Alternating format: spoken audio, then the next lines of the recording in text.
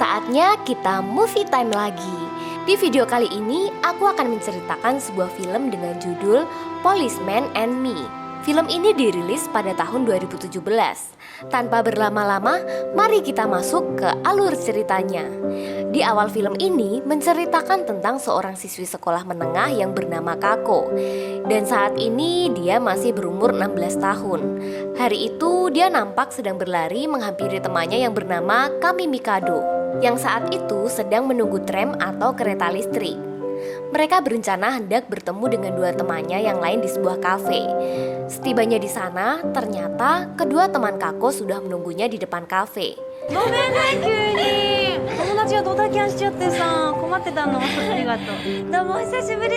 Kedua temannya itu langsung berpesan kepada Kako dan Mikado untuk berpura-pura menjadi mahasiswi berusia 22 tahun dan juga melarang mereka untuk minum shake. Mendengar itu, Kako menjadi sedikit gugup dan menanyakan hal itu ke Mikado. Sayangnya, dia lupa memberitahu Kako tentang acara itu. Dan ternyata, kedua teman Kako mengajak mereka ke sebuah acara kencan buta yang diadakan di kafe tersebut. Di dalam kafe, acara sangat ramai dan meriah. Mereka pun saling berkenalan dan bertukaran nomor telepon. Kemudian terlihat Kako dan temannya yang sedang menghampiri dua orang pemuda yang saat itu mengajaknya minum. Namun Kako hanya terdiam. Dan saat kedua pemuda itu memaksa mereka minum, tiba-tiba saja minuman itu diambil oleh seorang pemuda dan dia langsung meminum kedua sloki minuman tersebut. Kako nampak terkesan dengan pemuda itu. Dan diketahui bahwa seorang pemuda itu bernama Kota Sagano. Dan saat pulang, Kako nampak berterima kasih kepada Sagano.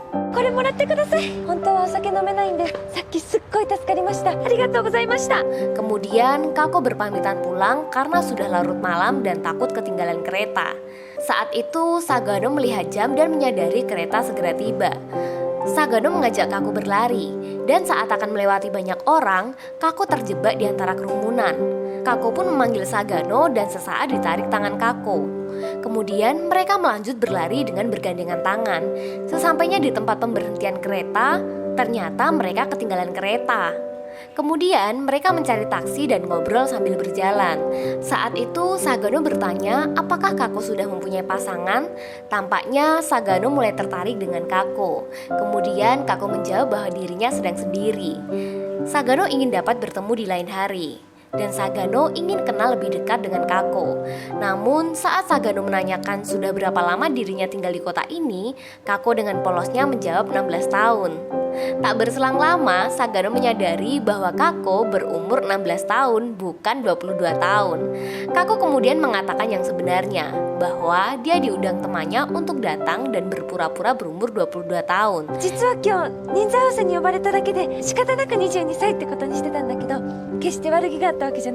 Tidak ada maksud lain. Mendengar itu, kemudian Sagano menyuruhnya segera pulang. Namun, Kako justru meminta nomor kontak Sagano. Rupanya, Kako juga mulai tertarik dengan Sagano. Saat itu, Sagano merasa kesal karena dia berkencan dengan seorang bocah. Karena identitasnya terbongkar, Kako merasa malu dan meminta maaf. Kemudian, dia lari menjauhi Sagano. Namun, Kako tampak tersesat di sebuah gang, dan di situ banyak pemuda yang sedang nongkrong. Tak menunggu lama, para pemuda itu kemudian menggoda dan mengganggu Kako. Salah satu pemuda itu bernama Okami, yang ternyata dia teman satu kelas dengan Kako. Saat mereka akan mengganggu Kako, dari arah belakang Sagano berteriak dan meminta menghentikan ulah mereka. Ternyata Sagano seorang polisi dan menunjukkan lencana kepada mereka. Rupanya Sagano kenal dengan Okami karena dia sering berurusan dengan polisi. Terjadilah perkelahian antara Sagano dengan salah satu pemuda. Kemudian Sagano segera meminta bantuan. Saat Sagano menangkap salah satu pemuda itu dari arah belakang, Okami hendak memukul Sagano dengan skateboard. Namun aksinya itu dihalangi Kako yang kemudian membuat Kako terluka di bagian kepala. Dan akhirnya dia pun dilarikan ke rumah sakit. Saat itu Okami dan teman-temannya berhasil ditangkap polisi. Di rumah sakit, kedua orang tua Kako sedang menjenguknya. Kemudian Sagano menemui mereka dan meminta maaf karena membiarkan Kako pulang sendiri. Sagano merasa ini tanggung jawabnya dan meminta untuk menemani Kako di rumah sakit. Kedua orang tuanya pun mengizinkannya. Esoknya, Kako terbangun dan mengetahui Sagano berada di sampingnya. Kemudian, Kako mengatakan apa yang dilakukan Sagano sungguh keren. Namun, Sagano justru mengatakan bahwa dia tidak bisa berpacaran dengan anak yang berumur 16 tahun. Sagano berusaha menerangkan statusnya, dan Kako yang mendengar itu merasa kesal, kemudian meminta Sagano pulang. Saat Sagano akan pulang, justru dia mengajak Kako untuk menikah. Mendengar itu, Kako kaget dan mengatakan, apakah dia paham dengan ucapannya itu? Sagano menjawab dengan penuh kepastian, tentu saja mengerti. Saat itu, Kako sudah kembali beraktivitas seperti biasa. Meski sedikit diperban di kepala, namun Kako memutuskan untuk kembali berangkat sekolah. Setibanya di sekolah, dia bertemu kembali dengan teman-teman sekelasnya. Mereka nampak sangat senang Kako dapat kembali bersekolah. Setelah pelajaran usai, Kako bergegas pulang ke rumah karena Sagano akan datang menemui kedua orang tuanya. Saat itu, Sagano memperkenalkan diri dan meminta maaf atas kejadian beberapa hari yang lalu. Kemudian, Sagano meminta izin kepada ayah Kako untuk memberinya restu karena ingin menikahi putrinya. Mendengar itu, ayah Kako kaget dan marah. Dia menanyakan umur Sagano, yang ternyata terpaut 10 tahun dengan Kako. Dia menuduh Sagano sebagai pria mesum yang menikahi putrinya. Namun saat itu Sagano berusaha meyakinkan ayah Kako bahwa dia siap bertanggung jawab dan melindungi dari segala rintangan pernikahan. Saat itu ayah Kako belum memberikan jawaban atas permintaan Sagano tersebut. Saat Sagano pergi, Kako mengejarnya dan mengatakan belum resmi pacaran. 普通告白してから付き合うもんでしょ恋人になってからデートして Kako ingin dilamar di atas komedi putar. Mendengar perkataan itu, Sagano hanya tertawa dan mengajak Kako kencan di akhir pekan. Kako di kamar nampak senang akan segera menikah dengan Sagano. Dan saat itu, ibunya meminta ditemani makan kue pemberian Sagano. Ibunya pun bercerita sedikit tentang cinta pertamanya, dan Kako menanyakan hubungannya dengan Sagano. Ibunya mengatakan jika anaknya yang berharga telah menemukan seseorang yang berharga baginya. Dan bagi orang tua, itu adalah sebuah kebahagiaan. Dengan kata lain, ibunya selalu mendukung dan merestuinya. Di tempat lain, nampak Sagano sedang meminta izin kepada atasannya untuk menikahi gadis berumur 16 tahun. Dan atasan Sagano pun mengizinkannya. Setelah itu, Sagano mengajak Kako untuk kencan. Mereka kencan di salah satu restoran dan memberi gantungan tanda bahaya. Sagano sangat mengkhawatirkan keadaan Kako. Kemudian Kako menanyakan alasan Sagano akan menikahi Kako. Kako berpendapat cinta bisa datang mengalir tanpa perlu langsung menikah. Namun Sagano mengatakan sebagai polisi tidak dapat berpacaran dengan siswi SMA setengah hati karena pasti banyak gosip aneh yang akan muncul. Kemudian malam harinya, ayah Kako ingin berbicara empat mata dengan Sagano. Ayah Kako menanyakan tentang silsilah dari kondisi keluarga Sagano. Kemudian, ayah Kako akhirnya menitipkan dan memberikan restu untuk mereka berdua. Namun sebelumnya, ayah Kako meminta satu permintaan, yaitu memukul Sagano untuk meluapkan emosinya. Dan ayahnya juga berpesan untuk menunda kehamilan karena Kako masih sekolah. Setelah mendapat restu dari ayah Kako, Sagano kemudian mengajak Kako menaiki wahana komedi putar dan melamar Kako di sana. Kako dengan sangat senang menerima lamaran itu. Dan ketika di sekolah pun, Kako hanya memberitahu teman dekatnya, yaitu Kami Mikado. Setelah resmi menikah, Kako tinggal bersama dengan Sagano. Dia tampak mendekor ulang ruang tamu dan melakukan tugas rumah tangga. Pagi itu, Kako bersekolah seperti biasa. Dia juga berpapasan dengan Okami saat akan keluar kelas. Saat itu, Kako nampak menjauhi Okami. Dan saat pelajaran pun, Okami masih saja memperhatikan Kako. Setelah pulang sekolah, Kako mampir di pos polisi untuk memberi bento kepada Pak Sagano dan Pak Yamamoto. Kemudian, Pak Yamamoto memperlihatkan foto Sagano sewaktu masih SMA yang berada di samping ayahnya. Kako memfoto masa muda Sagano dan menjadikannya sebagai wallpaper di HP-nya. Setelah itu, Pak Yamamoto menceritakan sedikit kisah tentang ayah Sagano yang meninggal dalam bertugas karena melindungi Sagano dari penjahat. Pak Yamamoto juga mengatakan bahwa hal itu menjadi motivasi Sagano untuk menjadi polisi. Saat Kako pergi berbelanja di pasar, barang belanjaannya nampak terjatuh dan dibantu oleh seorang badut kostum yang ternyata itu adalah Okami. Kako sedikit kaget akan hal itu. Ternyata Okami sedang melakukan pekerjaan part-time sebagai badut kostum. Kemudian, Okami meminta maaf atas kejadian tempo hari, dan Kako juga sudah melupakan hal itu. Tak berselang lama, Kako melihat Sagano jalan dengan cewek lain. Kako pun mencoba menyamar dan menghampiri Sagano. Namun, justru Okami mengejar Kako dan terjadi salah paham antara Sagano dan Okami. Hal itu menjadi bahan perdebatan sampai di rumah. Mereka berbeda pandangan tentang Okami. Menurut Kako, Okami bukan orang jahat, sedangkan Sagano menganggapnya penjahat. Saat itu Kako menjadi kesal, namun Sagano dapat segera meredam kekesalan Kako. Hari pun berganti. Di sekolah akan diadakan festival budaya. Tampak para siswa antusias menyambutnya. Namun berbeda halnya dengan Okami yang memilih pergi mencari pekerjaan tambahan. Saat Okami berada di salah satu wilayah pertokoan, dia bertemu dengan Sagano yang sedang patroli. Kemudian Sagano mencoba membantu jika memang Okami sedang mengalami kesulitan. Namun Okami menolaknya dan pergi meninggalkan Sagano. Setibanya Okami di rumah, ibunya nampak akan bersiap berangkat kerja. Tak lama ayah tirinya datang dan meminta uang. Seringkali dia memukul Okami saat tidak diberi uang. Di tempat lain terlihat Kako sedang mendesain baju yang akan dikenakan Okami untuk festival budaya dengan melihat seragam Sakano. Namun Kako justru memeluk seragam itu. Kemudian Sagano memergokinya. Namun Sagano justru memakainya dan meminta Kako memeluknya. Suasana bahagia itu seketika berubah saat Kako membicarakan tentang meninggalnya ayah Sagano. Hal itu membuat Sagano kesal dan kembali teringat kejadian sedih itu.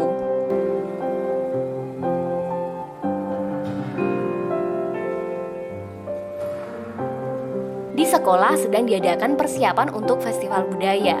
Terlihat para siswa sibuk mendesain kostum untuk acara tersebut. Namun di luar dugaan, Okami datang dan membantu persiapan. Dia mulai berbaur dengan teman-teman yang lain. Di sisi lain, terlihat Sagano begitu sibuk mengatur lalu lintas. Dan di hari itu, hari yang melelahkan bagi dirinya. Sesampainya di rumah, tidak tersedia bahan makanan. Kemudian Sagano datang ke sekolah untuk bertemu Kako. Namun, Kako malah menanyakan tentang kasus Okami, dan hal itu membuat mereka berdebat dan memicu kesalahpahaman kembali.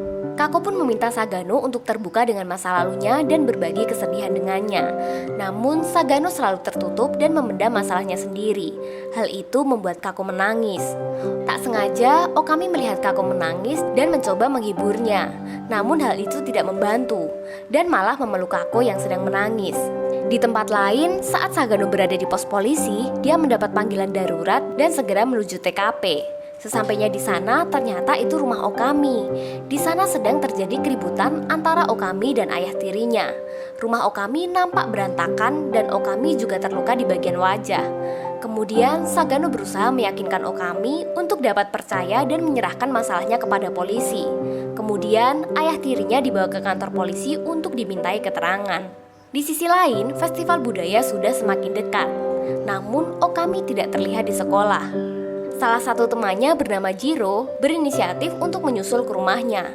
Kemudian, Kako dan Kami juga ikut menyusulnya. Setibanya di rumah Okami, mereka mengetahui rumah Okami sangat berantakan. Kako pun berusaha membantu membersihkannya. Namun, Okami menolaknya. Kako mengatakan bahwa semua persiapan sudah selesai dan seragam untuk Okami juga sudah selesai. Jadi, Okami punya kewajiban untuk datang ke festival. Hal itu membuat Okami terharu. Kako juga mengatakan, jika kita berteman, biarkan aku membantumu. Kemudian, Kami dan Jiro juga membantu membereskan rumahnya. Melihat itu, Okami tak kuasa menahan air matanya. Hari yang ditunggu-tunggu sudah tiba. Suasana ramai, meriah, dan banyak sekali hiburan. Tampak semua siswa mengenakan kostum, tak terkecuali Kako dan Okami. Kemudian saat Sagano menghadiri acara tersebut, dia diberi kostum anak sekolah. Hal itu membuat Kako sangat bahagia. Dan ketika mereka melihat orkestra sekolah di aula, nampak Sagano terkejut karena ada salah satu temannya di aula itu. Seketika mereka berlari bersembunyi di salah satu kelas. Karena terlalu bahagia, Kako ingin mencium Sagano. Namun mereka terkejut saat pintu akan dibuka oleh seorang siswa. Sagano berusaha menahan dan itu membuat mereka panik dan segera meninggalkan ruang kelas itu. Setelah kejadian itu, Kako berganti seragam dan membeli makanan. Namun saat itu Sagano bertemu dengan Okami yang menggunakan seragam polisi. Mereka nampak sudah akur dan saling menyapa. Okami memutuskan untuk menemani Kako membeli makanan.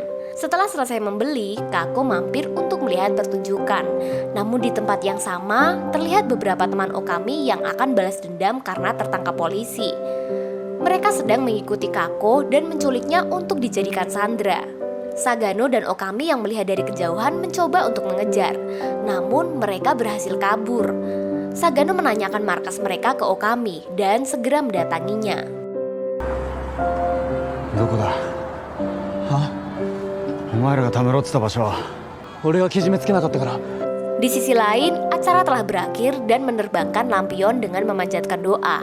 Namun tidak begitu dengan Kako yang sedang diculik saat itu. Sagano dan Okami tiba di markas penculik itu. Kemudian mereka mengatur strategi untuk membebaskan Kako dengan Sagano menyamar sebagai siswa sekolah lain. Namun sayang, penyamaran itu diketahui salah satu penjahat tersebut. Saat itu mereka melihat KTP Kako yang berganti nama menjadi Sagano Kako.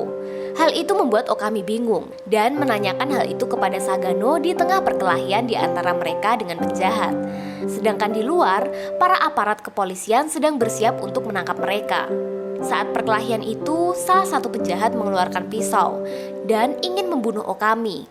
Namun tak sengaja justru mengenai Sagano yang berusaha melindungi Kako. Melihat itu, Kako panik dan sangat bersedih. Setibanya di rumah sakit, Jiro dan Kami menyusul Kako.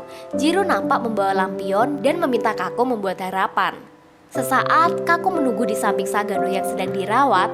Tak lama Sagano terbangun dan justru Kako mengatakan seharusnya kita tidak menikah. Seharusnya lebih baik jaga diri. Berhentilah beranggapan tidak masalah mati demi aku. Dan mengembalikan cincin itu kepada Sagano. Setelah kejadian itu, hubungan di antara mereka menjadi kurang baik. Dan Kako sementara tinggal bersama dengan orang tuanya. Dan Sagano kembali bertugas. Sagano tampak datang di hari di mana Okami akan pindah rumah. Okami akan menjalani kehidupan barunya di desa ibunya. Dan ibunya juga menceraikan ayah tiri Okami. Saat itu, Sagano sedikit bercerita tentang masa depan. Namun, Okami justru menanyakan hubungannya dengan Kako. Okami merasa akhir-akhir ini Kako terlihat tidak ceria. Padahal Kako senang tertawa. Kemudian, Okami berpamitan dan pergi. Pagi itu, Sagano mendapatkan undangan untuk datang di acara sekolah Kako. Kepala sekolah mengucapkan terima kasih kepada polisi karena mencegah tindakan kriminal. Dan saat sesi tanya jawab, teman Kako bertanya pekerjaan polisi memang berbahaya. Tapi mengapa mereka masih melakukannya? Mendengar itu, Sagano berdiri dan menjawabnya, pekerjaan menjadi polisi memanglah berat dan siap kehilangan nyawa. Untuk itu tidak boleh meninggalkan kenangan pahit bagi orang yang akan ditinggalkan. Namun hal itu salah. Sagano berpendapat bahwa bukan siap mempertaruhkan nyawa demi orang terkasih, namun terus bertahan hidup demi orang terkasih. Mendengar jawaban itu, Kako kembali menangis dan bersedih. Setelah acara selesai, Kako nampak tersadar dengan perkataan Sagano yang pernah diucapkan. Dan dia langsung pergi mencari Sagano. Begitu juga Sagano yang juga berlari dan mencari Kako.